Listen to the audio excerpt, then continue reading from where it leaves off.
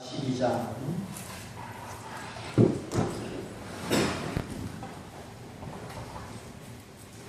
사무엘하 12장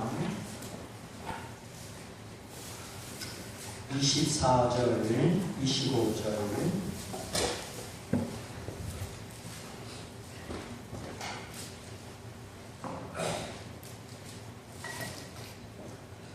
사무엘하 12장 25절 24절 읽어드리겠습니다. 다윗이 거쳐 바세바를 위로하고 저에게 들어가 공침하였더니 저가 아들을 낳음에 그 이름을 솔로몬이라 하니라. 여호와께서 그를 사랑하사 선지자 나단을 보내사 그 이름을 여드기야라 하시니 이는 여호와께서 사랑하심을 인함이더라. 아멘.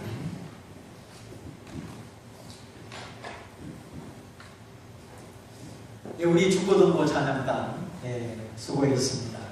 네, 갑자기 이렇게 중고등부 찬양단 인도했는데 참 이거 앞에 나오는 게 쉬운 일이 아니죠. 요즘은 곡조들이 하도 반박자가 많아가지고 계속 격려해 주시고 기도해 주시고요. 자, 오늘은 하나님의 위로와 선하심에 대하여 말씀을 드리겠습니다. 우리 신앙의 기초는 하나님이 어떤 분이신지 아는 지식과 영감입니다. 사람을 상대할 때도 이 사람은 믿을 수 있는 사람이다. 그러면 마음이 열리고 대화가 되고 거래가 이루어지지만 이 사람이 사기꾼인지 어떤 사람인지 믿지 못할 때는 아무 역사도 일어나지 않는 것이지요. 그래서 하나님은 나에게 어떤 하나님이신가? 하나님을 바라보는 우리 성도의 생각과 마음의 시선에 오늘 바른 관점을 주는 말씀이 오늘 말씀입니다. 하나님이 내게 무섭거나 하나님이 막 두렵거나 그럼 우리가 어떻게 하나님을 사랑하고 하나님을 예배할 수 있겠습니까? 그래서 하나님을 바라보는 지식과 영감 또 경험 이것이 굉장히 중요한 것이죠. 하나님의 위로는 그때그때 때를 따라 상황 따라 나타나는 가변적인 은총이지요. 항상 위로가 있는 것도 아니고 또 항상 책망만 있는 것도 아니고 필요할 때 하나님은 책망도 주시고 필요할 때 하나님이 위로도 주신다. 그리고 하나님의 선하심은 항상 변함없이 언제나 불변성을 가지고 지속되는 현상이 우리를 향한 하나님의 선하심입니다. 자, 위로의 성격과 선하심의 성격을 아시겠지요. 위로는 우리 성도들의 마음의 사정을 따라 영혼의 사정을 따라 그때그때 상황 따라 내려주시는 하나님의 은총입니다. 그러나 선하심은 하나님의 불변하심, 하나님의 영원하심, 그 하나님의 본질과 본성에서 나오는 은총입니다. 그러니까 하나님은 변치 않는 분이시고 그 변치 않는 속성, 변치 않는 본질에서부터 우리를 향한 하나님의 선하심이 나온다 하는 것입니다. 죄악대로 다 갚지 아니하시고 오히려 범죄한 우리를 불쌍히 여기시고 선을 베풀어 주시는 것, 그것이 하나님의 선하심이죠. 보통 세상 사람은 눈에는 눈, 이에는 이 이렇게 막 복수하잖아요. 근데 하나님은 우리를 불쌍히 여겨서 오히려 건져주시고 용서하시고 선을 베풀어 주시니 하나님은 선하신 하나님이신 것입니다. 그래서 시편에 하나님은 선하시다. 너희가 여호와의 선하심을 맛보아 알지어다 하면서 해와 달과 별들을 지으신 하나님은 선하시다. 여호와께 감사해라. 애굽에서 우리를 건져내신 하나님은 선하시다. 여호와께 감사해라. 시편 136편에 보면은 하나님은 이런 은혜 베풀어 주시기 때문에 선하시다. 이런 은혜 베풀어 주시기 때문에 선하시다. 그 하나님의 선하심에 대한 내용이 아주 목록처럼 가득 나오는 것이 시편 136편이죠. 어떻습니까? 하나님은 나에게 선하신 분인가요? 무섭거나 악하신 분인가요? 은혜를 아는 성도에게는 하나님은 너무나 좋으시고 너무나 선하신 분이십니다. 만일에 하나님은 악한 것 같다. 그 사람은 심히 병든 거예요. 하나님께 대한 불평, 하나님께 대한 안 좋은 감정이 많으면 그 무언가 신앙이 병든 겁니다. 인간관계도 그래요. 서로 막 안 좋은 감정이 많아. 그러면 문제가 많은 거죠. 그래서 성도의 믿음, 그 성도의 믿음은 하나님의 선하심을 알고 경험하고 맛보고 기억하고 전파하는 것이 이 성도의 믿음입니다. 그래서 우리 기독교 신앙의 대가 잔 칼빈이 믿음이라는 것이 뭐냐? 우리 성도가 하나님을 믿는 것이 뭐냐? 이렇게 정의했어요. 하나님의 선하심을 믿는 것이다. 하나님의 선하심을 의지하는 것이다. 그렇게 믿음을 정의했습니다. 자비로우신 하나님, 용서하기를 속히 하시고 우리 영혼을 실족당하지 않도록 죄와 사탄의 유혹에서 우리를 건져주시고 우리 영혼을 끝까지 지키시는 성도의 견인, 우리 믿음을 이끌어 가시는 그 하나님의 자비와 선하심을 의지하는 것이 성도의 믿음이다. 굉장히 성경적인 믿음의 정의입니다. 우리에게 선함이 없고 우리에게 충성됨이 없고 우리는 열심히 하다가 또 열심히 떨어지고 그럼에도 불구하고 우리를 버리지 아니하시며 우리의 영혼을 끝까지 이끌어 가시는 하나님의 선하심이죠. 이 하나님의 선하심이 없다면 우리는 우리 믿음을 지키기가 참 어렵지요. 나의 죄와 허물을 내가 알지만 이런 나를 향한 하나님의 자비, 하나님의 선하심을 끝까지 믿고 의지하는 것이 바로 이 성도의 믿음이라는 것입니다. 그러므로 하나님은 자주 화내시고 벌 주시고 뒤따라 다니면서 감시하시고 무서운 하나님, 정죄하는 하나님 그렇게 믿으면 그 믿음은 성경의 믿음하고 맞습니까? 안 맞습니까? 안 맞는 것이죠.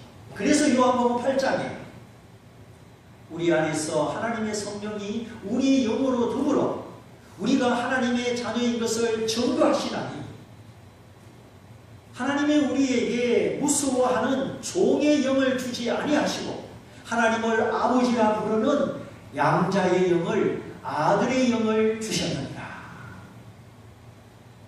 그래서 우리가 하나님을 아빠 아버지, 아바 아버지, 사랑하는 아버지 이렇게 부르면서 우리가 하나님의 선하심을 의지하는 것입니다. 그래서 바울 서신에 보면 하나님을 말할 때 우리 주 예수 그리스도의 아버지 하나님 그렇게 표현했습니다. 한두 번이 아니고 그냥 하나님이 아니고 예수 그리스도의 아버지 하나님 그렇게 표현했는데 그게 무슨 뜻일까요? 예수님이 하나님의 아들이 십자가에서 사랑을 나타내신 것처럼 하나님도 그 아들 하나님과 동일하시고 똑같은 성품, 똑같은 자비를 가지신 하나님이다. 그런 뜻이죠.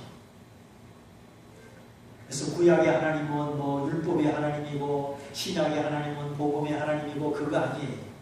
구약의 하나님은 무서운 하나님이고 신약의 하나님은 용서하는 하나님이고 그렇지 않아요. 하나님의 성품은 똑같아요.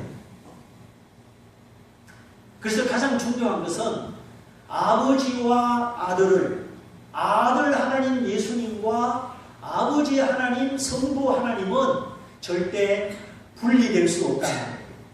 분리될 수 없다. 만일에 아들 하나님과 아버지 하나님이 분리되면 삼위일체 신앙이 깨지는 겁니다. 삼위일체 교리가 깨지는 거예요. 그래서 예수님께서 나와 아버지는 하나이니라 선언하시죠. 여기서 하나라는 것은 하나, 둘, 셋, 넷, 다섯, 여섯 그런 숫자적인 개념이 아닙니다. 이 말은 본질상 동질이다. 질적으로 똑같다. 그런 뜻이에요. 굉장히 중요한 말씀이에요. 자, 단감하고 꽃감은 질적으로 동질입니까? 아닙니까? 꽃감도 안 드셔봐. 안 드셨나? 단감은 오래 저장하지 못하니까 조금 더 오래 저장할 수 있는 형태로 만든 것이 꽃감이죠. 그러니까 단감과 꽃감은 색깔이 틀리고 모양이 틀려도 동질입니다. 성분이 하나도 다르지 않아요. 또 물하고 얼음은 동질입니까? 아닙니까? 모양이 완전히 다르는데 그래도 동질이죠. 보존 방식, 보존 형태가 다른 것이지 물이 얼면 얼음이요, 얼음이 녹으면 물이요. 이거는 완전한 동질입니다. 바로 예수님이 나와 아버지는 이 땅에 육체를 입고 오신 아들 하나님과 영으로 계시는 아버지 하나님은 하나다 할 때 이 수적 개념이 아니고 완전한 일체, 완전한 동질을 말하는 거예요. 그래서 빌립보 2장에서도 예수는 근본 하나님의 본체시다. 히브리서 1장에서도 예수님은 하나님의 형상이요 하나님의 본체시다. 예수님은 천지를 지으신 아버지 하나님과 동일하신 하나님이시죠. 그러므로 아버지와 아들은 어떤 점에서도 분리될 수가 있다 없다? 없습니다. 이것이 우리의 믿음입니다. 성경의 아주 중요한 증거입니다. 만일에 아버지 하나님과 아들 하나님이 분리되면 뭐가 깨진다? 삼위일체가 깨지고 삼위일체가 깨지면 뭐가 되는 거예요? 이단이 되는 겁니다. 삼위일체가 깨어지면 이단이다. 이단을 분별하는 중요한 요소 중에 하나입니다. 이단들은 뭘 부인합니까? 삼위일체를 부인해요. 예수님의 신성과 예수님의 하나님의 아들 되심을 부인하죠. 그래서 며칠 전에 국민일보 신문에 보니까 안상홍 성탄 축하 예배 지들 교회 벽면에다가 플래카드에 크게 써가지고 뒤도 웃을 소리를 하고 있어요. 인간 안상홍이 안상홍 성탄 축하 예배 벌써 죽었어요. 이 땅에 있지도 않아요. 예수 성탄, 하나님의 아들의 성탄, 거룩한 탄생, 우리를 죄에서 구원할 수 있기 때문에 모든 탄생과 구분되는 거룩한 탄생, 그래서 성탄이잖아요. 그래서 우리가 성탄절을 기뻐하는 건데, 그 예수님이 들어가야 되는 그 자리에다가 예수님을 밀쳐내고 삼위일체를 깨뜨리고 안상홍을 떡 앉혀놓은 거예요. 그러니까 이단이죠. 달을 이자 끝단자 끝에 보면은 똑같은데 끝에 가서 파보면 믿음이 다르고 교리가 다르다. 그게 이단이죠. 달을 이자 끝단자. 그 이단은 멀리서 보면 그런 뜻이에요. 하나님 말씀을 비춰보면 완전히 달라요. 안상홍은 벌써 죽었고 지금은 교주가 장길자라는 여자입니다. 그러니까 어머니 하나님을 자꾸 내세워요. 여성 하나님, 어머니 하나님을 내세우는데 그 사람들은 책자나 이런 전단지에 보면은 어머니 하나님을 아십니까? 이렇게 내밀어요. 그런 거 내미는 데는 어디라고요? 네, 안상홍 하나님의 교회, 장길자 이단이죠. 그들의 간판은 하나님의 교회인데 완전히 속하고 껍데기는 다르죠. 하나님은 남성 성도 가지고 계시고 여성 성도 가지고 계십니다. 성경의 하나님은 어떤 하나의 성으로 단정 지을 수는 없지요. 대체적으로 하나님은 남성 성으로 표현되지만 그 하나님의 사랑과 눈물에서 여성 성도 보여주고 있습니다. 이제 중요한 것은 아버지와 아들을 분리시키거나 삼위일체의 동질성을 깨뜨리면 그는 틀림없는 이단이다. 잘 생각해야 됩니다. 그래서 대체로 이단들은 삼위일체에 저촉되는 이단이 제일 많아요. 문성영이가 내가 재림 예수다. 벌써 그러니까 뭡니까? 이단이죠. 하나님의 아들 예수님이 다시 오실 재림 예수신데 인간 문성영이가 벌써 죽었잖아요. 내가 재림 예수다. 벌써 예수님의 신성을 부인하니까 통일교는 이단이죠. 우리가 왜 이단이냐? 왜 구원이 없느냐? 왜 위험하냐? 그걸 잘 성경적으로 지금 다시 한번 인식을 하는 겁니다. 또 우리가 새신자를 가르치거나 자녀들을 가르칠 때 통일교는 왜 이단이냐? 전도가는 왜 이단이냐? 안상홍 신천지 왜 이단이냐? 그걸 이제 아시겠죠? 예수님의 신성과 예수 그리스도의 구원의 유일성을 깨뜨리고 삼위일체를 깨뜨리면 그게 이제 이단이다. 박태성 장로가 동방의 의인이고 감람나무다. 또 신천지는 이만희 씨가 교주인데 이만희는 보혜사 성령이다. 그러니까 다 이단이죠. 전부 뭘 깨뜨리고 있어요? 삼위일체의 교리를 다 저촉되고 있는 겁니다. 신천지는 저 과천 장막성전 유재열 씨의 후계자 중에 한 명입니다. 옛날에 70년대에 유재열 씨가 아주 자기 얼굴 새파란 젊은 사진을 찍어놓고 내가 재림 예수다 하는 전단지를 막 돌렸어요. 지금도 제가 그 얼굴 기억하고 있어요. 이 신천지의 족보는 과천의 장막성전이고 그 장막성전의 본사는 전도관이에요. 박태선 전도관.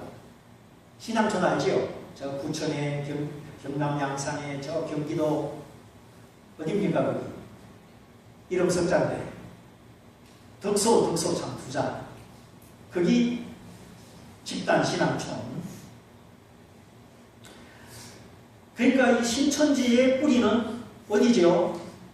전도관입니다. 박혜선 전도관 2단. 지금은 이름을 바꾸었습니다. 십자가 대신에 비둘기 형상을 매달아 놓고 비둘기 주변에 하얀 울개가 이렇게 점점점 이렇게 표시한 거 보셨죠? 거기가 전도관이고 요즘 이름은 천부교 그렇게 해놨죠. 최근에 신옥주라는 여자 목사가 있는데 그기는 신천지 분파입니다. 신천지에서 따로 살림을 나도 그냥 교주노릇 해야 되겠다. 그래가지고 따로 살림을 차려나온 신옥주라는 여자 목사가 있는데 지금 문제가 심각해요. 우리 그냥 총회 교단에 가가지고 막 난동을 부리고 그렇게 지금 굉장히 이렇게 행동적으로 나오는 그런 모습도 볼 수가 있습니다. 이 신옥주라는 이 여자 목사 이름도 혹시 여러분 앞으로 들을 테니까 기억을 할 필요가 있는데 하여튼 이 신천지의 뿌리는 박태선 전도관이고 옛날에 유재열 씨 장박성전이고 거기에서 분파가 갈라져서 또 신옥주라고 하는 그런 사람도 지금 나와 있습니다. 그러니까 이단들은 대부분 삼위일체 교리에 저촉된다. 그리고 세월호 참사를 통해 드러난 구원파는 구원론에 저촉되고 구원의 교리에 있어서 이단이에요. 거기는 뭐 내가 제일 예수다 이런 말은 없지만 아주 우리 정통 기독교의 구원론을 아주 교모하게 이걸 변질을 시켜가지고 굉장히 그 간사한 모습들이 있어요. 유일하신 하나님의 아들 예수 그리스도의 죽음과 십자가의 공로로 구원을 받는데 회개와 믿음으로 구원받는 것이 아니라 회개와 믿음을 분리시킵니다. 그래서 구원의 교리를 깨뜨렸죠. 그래서 그들이 하는 말은 몸이 죄를 짓는 것은 죄가 아니다. 남의 것을 훔쳐도 내 영이 죄를 짓지 않고 내 몸이 죄를 지었으니까 죄가 아니다. 이런 간사한 말이 어디 있습니까? 이거 대한민국 헌법하고도 안 맞아요. 남의 것을 훔치면 갚아줘야 되는데 내 몸이 짓는 것은 죄가 아니다. 얼마나 간사하고 얼마나 거짓된 교리입니까? 또 그래서 기도할 필요도 없다. 그리고 회개할 필요도 없다. 주로 세 가지. 몸이 짓는 건 죄가 아니고 기도할 필요도 없고 하나님 앞에 애쓸 필요도 없고 회개할 필요가 없다. 그러니까 그렇게 믿으면 믿기가 편하고 좋아요 안 좋아요? 얼마나 좋아요. 그대로 믿으면 그렇게 믿어도 구원이 있다면 남보도 그냥 훔치고 아이고 내 몸이 지었으니 죄도 아니다. 그리고 뭐 하나님 뭐시 기도할 필요도 없고 금식 기도할 필요도 없고 회개도 안 해도 되고 그게 얼마나 편하고 좋아요. 이렇게 영혼과 육체를 분리시키고 회개와 믿음을 분리시키고 구원의 교리를 왜곡시킨 이단이 어디다? 구원파다. 설마 구원파 가시려고 좋으시는 건 아니겠지요? 눈 좀 대시고 아무리 배가 불러도. 그래서 이 구원파 사람들은 죄를 지고도 죄책감이 없어요. 회개의 필요성을 못 느낍니다. 그러니까 아주 비인격적이고 아주 비상식적인 몰상식적인 행동을 하는 거예요. 왜? 그 거짓된 교리에 속아가지고 그대로 믿으니까. 그러니까 보세요. 그렇게 막 세월호 그 배를 뜯어고치고 과적을 하고 돈 주고 로비를 하고 사람이 죽어도 누구 하나 잘못했다고 나서는 사람이 없잖아요. 아무런 책임자도 없어요. 안상홍 성탄 축하예배. 진짜 얼마나 무서운 이야기인지. 하여튼 사단은 하나님의 아들, 하나님의 본체요, 하나님과 동질이신 예수 그리스도의 신성과 구원을 파괴하려고 애를 쓰는 겁니다. 여호와 증인도 예수님은 하나님의 아들이 아니다. 천사 중에 뛰어난 천사다. 얼마나 그럴듯해요. 천사의 존재를 막 인정하는 것처럼 예수님의 신성을, 우리를 구원할 수 있는 유일한 하나님의 아들 되심을 부인하니까 여호와 증인도 이단이죠. 그렇게 우리가 교리적으로 확실히 분별을 해야 되고 우리 자녀들이 물으면 그렇게 성경적으로 가르칠 수 있어야 되는 거죠. 예수님을 부인하니까. 그리고 죽어서 영원한 천국과 지옥을 안 믿잖아요. 이 땅에 지상천국이 이루어진다고. 이렇게 핵폭탄이 많은데 무언 지상천국이 이루어져요. 참말로 정말 겁나게 흥분하게 정말. 아이고 참. 우리나라 16살 먹은 김군이 그렇게 그냥 중퇴를 하고 학교에서 얻어맞고 왕따를 당하고 자기 존재감이 없으니까 그 특기까지 가가지고 IS에 가입하는 거 보세요. 우리 자녀들을 어떻게 지킬 수 있겠어요? 우리 심령 속에 주님이 안 계시면 세상을 이길 힘이 없어요. 그래서 우리가 정말 믿음 생활 제대로 해야 되는 겁니다. 다른 길이 없다니까요. 다른 길이. 우리가 정말 이기고 정복자로 하나님 주시는 평안으로 그렇게 살 수 있는 다른 길이 있다면 저도 그렇게 살면 좋겠어요. 새벽기도도 안 하고 설교 준비도 안 하고 띵까띵까 하면서 네, 다른 길이 없으니까 이렇게 좁은 길을 가야 되고 믿음으로 살아야 되는 줄 믿습니다. 그래서 우리가 믿어야 되고 우리가 지켜야 되는 것은 하나님의 아들 예수 그리스도의 신성과 유일한 구원입니다. 그리스도는 하나님의 아들이고 그리스도만이 우리의 유일한 구원이다. 너무나 자명한 이 기초적인 진리, 이거를 이제 적용할 줄 알아야 되죠. 그래서 나와 아버지는 하나다. 이 예수님의 말씀, 모든 이단을 물리치는 말씀이요 구원의 반석입니다. 요한복음 10장 31절 말씀, 나와 아버지는 하나입니다. 이 다 같이 한번 해봅니다. 나와 아버지는 하나이니라. 시작. 나와 아버지는 하나이니라. 요한복음 10장 31절 말씀. 예, 주소까지 말씀하셔야지. 고린도전서 10장 31절. 먹더니 마시더니 무엇을 하더니 다 하나님의 영광을 위하여 하라. 요한복음 10장 31절. 장절이 똑같아요. 그렇게 연계해서 외우시면 됩니다. 하나님과 동질, 하나님과 하나이신 그분이 십자가에서 죽으셨기 때문에 우리가 구원을 받는 겁니다. 우리가 어떤 죄를 지었어도 그분이 피조물이 아니요, 그분이 인생이 아니요, 천지를 지으신 하나님의 아들이시기 때문에, 그만한 값을 가지신 하나님이 죽으셨기 때문에 우리가 그분을 힘입어 넉넉히 구원을 받는 것입니다. 그래서 예수님이 하나님의 아들이시고 유일한 구원자시다. 이것은 구원의 핵심 교리요, 우리에게 구원의 확신을 주는 유일한 기초가 되는 거죠. 다른 것으로서는 구원의 확신을 가질 수가 없습니다.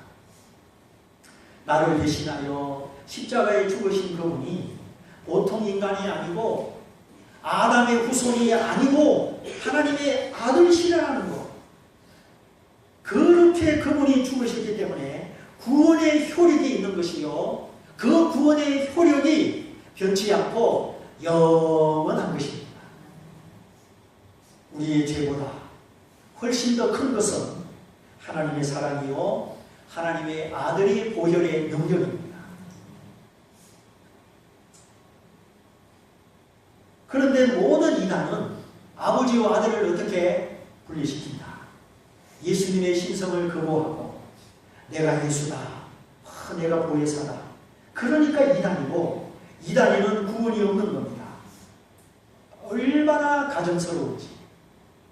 이 세상에서 가장 저주받은 사람이 이단에 속한 사람이에요. 가장 저주받은 사람.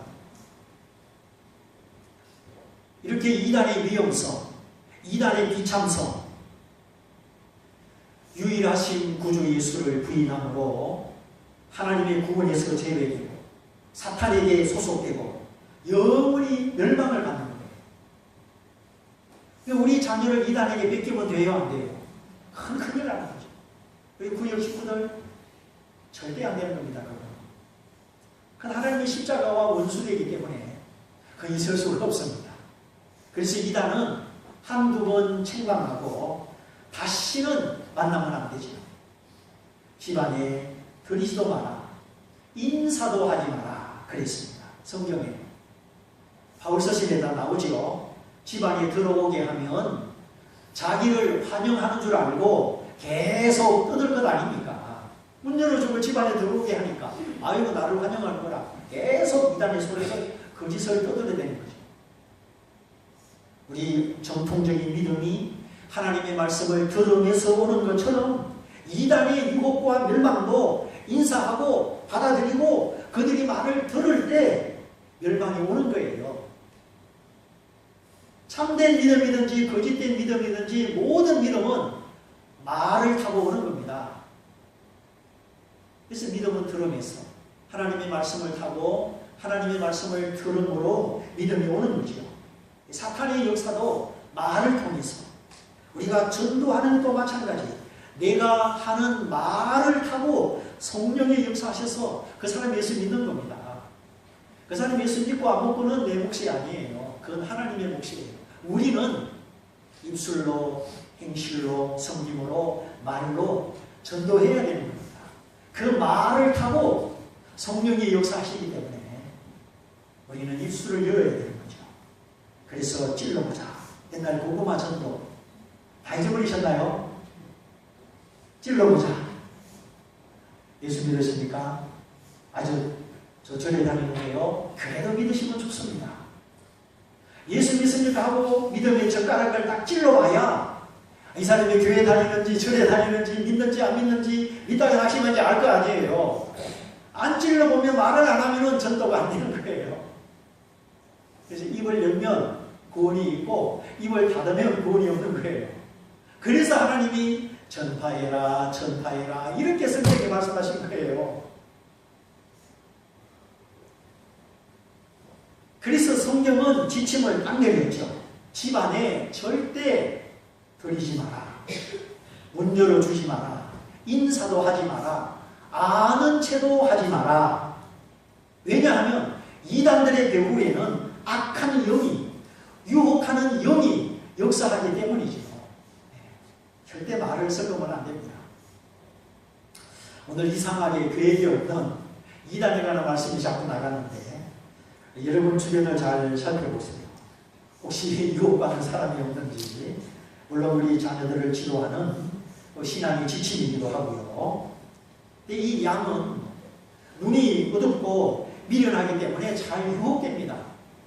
이 양이라는 동물은요, 멀리 못 봐요. 눈이 아주 어두워요. 발톱이 있나요? 뭐 뿔이 달렸나요?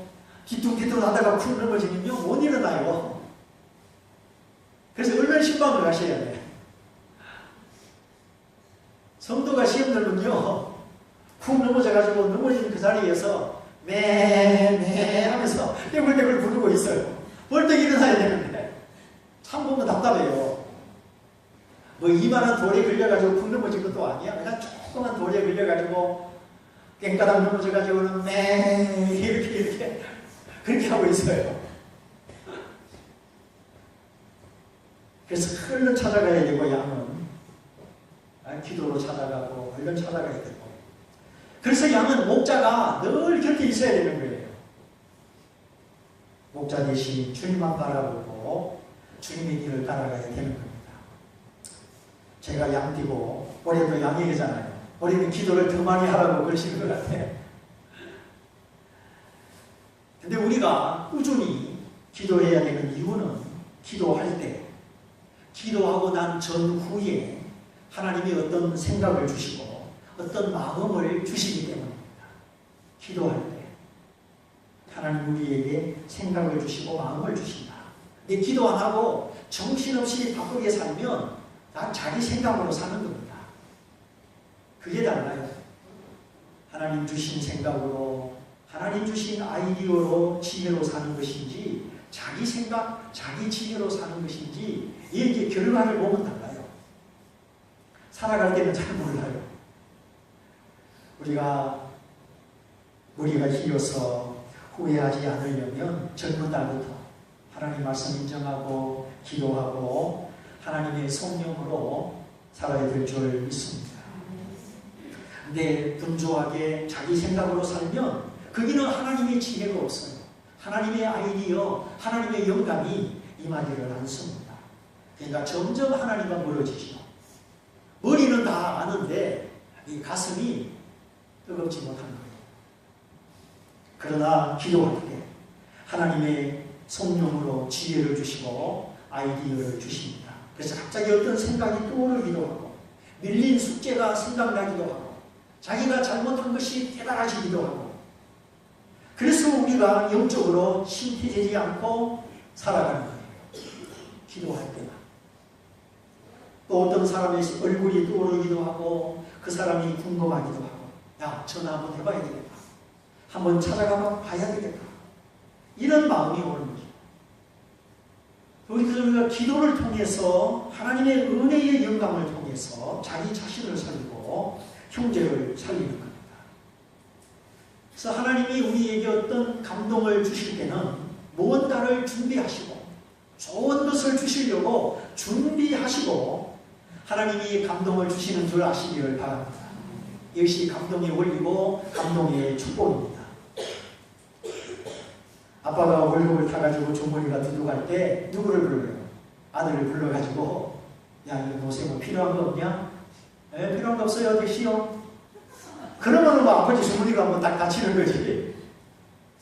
아빠가 왜 물어보시지? 눈치를 빡쳐도 어제 젊은이만은 눈치를 빡 까고 아빠 뭐 필요해요?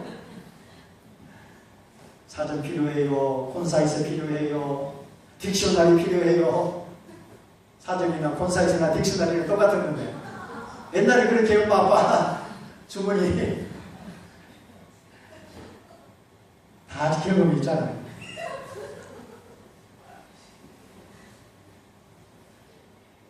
그래서 우리가 하나님의 지혜로 살아가는 거 이게 진짜 참 중요한 겁니다.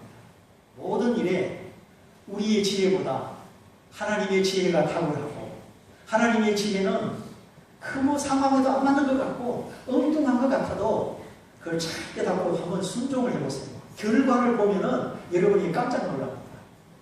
결과 놓치지 않기 위해서 기도하는 거예요. 왜냐하면 우리가 결정하는 대로 결정하는 대로 되고 선택하는 대로 되기 때문에 내가 어떤 방향으로 선택하고 결정할 것인지 그게 기도가 바탕이고 하나님의 지혜와 영광이 우리를 끌어가는 겁니다. 그래서 느헤미야를 보면은 느헤미야야 어찌 네 얼굴에 수색이 있느냐? 네가 병도 들지 않았는데 네 얼굴이 왜 그 모양이냐? 아닥사스다 왕이 물었을 때 느헤미야가 어떻게 했습니까? 왕이 물어보는 그 중요한 순간 하늘의 하나님께 뭐하고 묵도하고 마음으로 하나님을 주목하고 마음으로 하나님을 의지하고 마음으로 하나님께 기도하는 것이 묵도지. 소리 내어서 기도할 수 없으니까. 그때 하나님이 예루살렘의 실상을 말할 수 있도록 생각을 주시고 용기를 주신 것입니다. 왕이요, 지금 저희 조국 예루살렘의 소식을 들어보니까 성이 불에 타고 성문도 불에 타고 성벽이 무너지고 지금 백성들이 곤란과 애통 중에 있다고 합니다. 적시적소의 대답. 그래서 왕이 허락해서 느헤미야를 보내고 백향목 나무를 보내고 돌들을 다 보내가지고 무너진 예루살렘 성을 재건하잖아요. 그 때에 맞는 그 믿음의 말 한마디를 통해서 왕이 느헤미야를 믿고 신뢰하니까 다 후원해 주잖아요. 근데 왕이 물어보는 그 짧은 순간 체면 차린다고 왕이요 별것 아닙니다. 허술하게 한마디만 잘못 대답하면 왕으로 말미암아 무엇이든지 얻을 수 있는 기회가 지나가는 거예요. 그래서 우리 평소의 기도 생활이 중요한 겁니다. 평소의 기도 생활. 그래 별일 없다 믿느냐 알았다 하고 왕이 돌아서면 얘 두 번 다시 물어볼 수 없지. 옛날 그때는 감히 왕이 뒤돌아서 가는데 뒤에서 부르면 큰일 나는 거예요. 앞을 가로막아가지고 왕이여 이렇게 하려고 그러면 완전히 목숨이 달아나는 겁니다. 그래서 왕이 돌아서기 전에 마주보고 있을 때 믿음의 말을 해야 되는 거죠. 그런데 왕이 스스로 다가와서 느헤미야야, 네가 병든 것도 아닌데 네 얼굴에 왜 근심이 치느냐? 묻는 그 순간 느헤미야는 항상 하나님께 기도하던 그 습관, 평소에 기도하던 그거를 그대로 하늘의 하나님을 향하여 묵도하고 대답해서 예루살렘 중건의 큰 역사가 이루어지게 된 거예요. 그래서 우리 하나님의 지혜와 영감은 그렇게 중요한 거예요. 사업할 때도 마찬가지고 자녀를 기를 때도 마찬가지고 전도할 때도 마찬가지고 모든 삶의 현장에 이 하나님의 지혜와 영감이 끊어지지 않고 풍성하시기를 축원합니다. 그래서 우리는 급할 때 기도, 위급할 때 기도, 곤란할 때 기도, 그때만 기도하지 말고 쉬지 말고 기도해라. 쉬지 말고 기도. 이런 기도의 영 안에서 기도하라는 것이죠. 숨 쉬듯이. 잘 때도 숨 쉬고, 일할 때도 숨 쉬고, 걸어갈 때도 숨 쉬고, 달려갈 때도 숨 쉬고, 항상 숨 쉬듯이 항상 하나님과 대화하는 영의 기도가 필요한 거예요. 성경에 무시로 성령 안에서 기도해라. 그게 영의 기도고 쉬지 말고 기도하는 거예요. 시간과 상관없이 무시로 성령 안에서 기도해라. 사람을 만나러 가기 전에도 기도, 만나서 대화하면서도 속으로 기도, 끊임없는 기도, 영의 기도가 필요한 겁니다. 성령이 그래서 내 마음과 내 생각을 주장하시고 항상 내가 성령 안에 있고 성령이 내 안에 계셔서 성령의 다스림을 받아서 우리의 기도도 성령으로 말미암아 이루어지는데 그것이 성령 안에서 하나님 앞에 드리는 기도입니다. 그렇지 않다면 우리는 자기 생각으로 자기 욕심으로 기도할 수 있지요.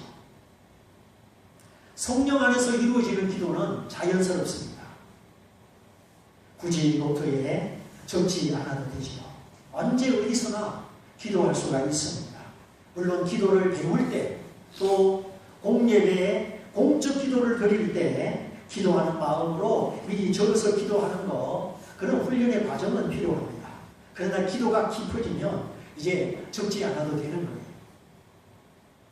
자, 우리 주 예수 그리스도의 아버지 하나님, 하나님은 하나님인데 예수 그리스도의 아버지 하나님 이 부분을 설명하다가 아버지와 아들은 동질이다. 예수님과 하나님은 분리될 수 없다. 분리되면 이단이고 이단에는 구원이 없다. 이제 이런 내용을 말씀드렸습니다. 우리 얼른 한번 찾아보겠습니다. 에베소 1장 3절 신약성경 뒤쪽에 에베소서 1장 3절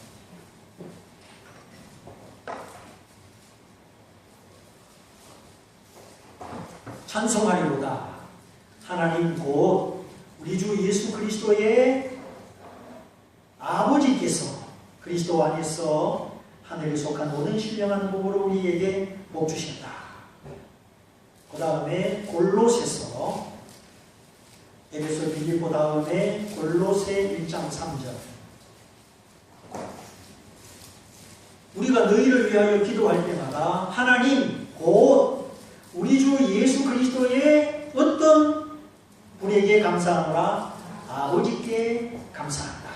자, 이렇게 바울 서신에 여러 군데 나오는데 특별히 반복해서 나오는 것은 교리적인 의미를 함축하고 있기 때문입니다. 교리적인 의미, 그 말은 중요하다는 뜻이고 변치 않는다는 뜻이고 오고 오는 모든 세대의 신앙의 기초가 된다 그런 뜻입니다. 그래서 교리는 중요한 것이고 불변하는 것이고 신앙의 기초를 이루고 있습니다. 그리고 고린도후서 5장 19절에 보면은 이는 하나님께서 그리스도 안에 계시사 세상을 자기와 화목하게 하시고 저희의 죄를 저희에게 돌리지 아니하시고 우리에게 화목케 하는 말씀을 전도의 말씀을 부탁하셨습니다. 자, 하나님이 어디에 계신다고요? 그리스도 안에 하나님이 계신다. 그래서 세상을 정죄하지 않고 세상의 죄를 용서하여 자기와 화목하게 하셔서 이제 우리가 전도해야 된다. 그리스도가 사람의 몸을 입고 율법 아래 나시고 여자의 몸에서 나시고 어린 시절 12살 때 성전에 올라가서 예배하시고 결국 때가 되매 십자가에 못 박혀 죽으실 때에 하나님도 그 그리스도와 함께 계셨고 그리스도 안에 계셨다는 겁니다. 아버지와 아들은 분리된 적이 없습니다. 십자가에 운명하실 때 그때만 분리되셨지 분리되신 적이 없다는 것이죠. 자식이 아플 때 부모 마음이 함께 아픈 것처럼 그리스도가 계시는 곳에 하나님이 아버지 하나님이 같은 마음으로 같은 사랑으로 함께 계셨습니다. 우리 주님이 십자가에 못 박혀서 살찔고 피 흘리실 때 아버지 하나님도 그 아들이 당하는 고통 속에 함께 계셨던 것이죠. 그래서 그리스도 안에 계신 하나님, 그리스도와 하나요 동질이신 하나님, 우리가 이 하나님을 믿는 것, 아버지 하나님을 믿는 것이 왜 중요하냐? 우리가 하나님을 생각할 때 율법적이고 무서운 하나님이 아니라 나를 사랑하시는 하나님으로, 나를 영원히 버리지 아니하시는 하나님으로, 나를 언제나 품으시는 하나님으로 우리가 하나님을 신뢰하고 누리기 위함입니다. 그래야 우리가 그리스도로 말미암아 예수 그리스도의 아버지인 동시에 하나님이 나의 아버지가 되시는 것입니다. 하나님이 나의 아버지시, 나를 돌보시는 아버지, 내 눈물과 고통을 다 아시는 아버지, 그 고난 속에서 믿음의 진주를 변치 않는 믿음의 가치를 만들어내시는 아버지, 언제나 부를 수 있고 언제나 그 얼굴을 볼 수 있고 언제나 가까이 하여 위로받을 수 있고 무서움이 아니라 심판이 아니라 선하심을 나타내는 그 하나님을 우리가 늘 만나게 되고 그 만남 속에 우리가 이 세상을 살아가는 것입니다. 하나님은 언제나 우리를 내어놓지 않으십니다. 항상 화를 내고 계시는 분이 아니십니다. 예수 그리스도의 아버지 곧 나의 아버지, 친절과 사랑과 위로와 무한한 용서와 선하심으로 나타나시는 아버지 하나님으로 항상 만나서 우리 마음이 흔들리지 말고 세상 사랑하지 말고 아버지 하나님, 그리스도 안에 계시는 하나님, 내 죄를 용서하시고 나와 더불어 화목하신 그 하나님, 아버지 하나님을 힘입어서 언제나 여러분 영혼의 든든함을 가지시고 나 자신을 구원하며 또 많은 사람을 구원하는 우리 모두가 다 되시기를 주님의 이름으로 축원드립니다. 축원드립니다. 우리 말씀을 붙잡고 기도하겠습니다. 오늘 하나님의 기도가 무엇인지, 하나님의 선하심이 무엇인지, 내 아버지 되시는 그 하나님, 언제나 내 믿음의 분량이, 내 믿음의 바탕이, 내 믿음의 실제가 바로 아버지 하나님, 그분을 의지하고 내가 살기 원합니다. 우리 말씀을 붙잡고 다 같이 기도하겠습니다.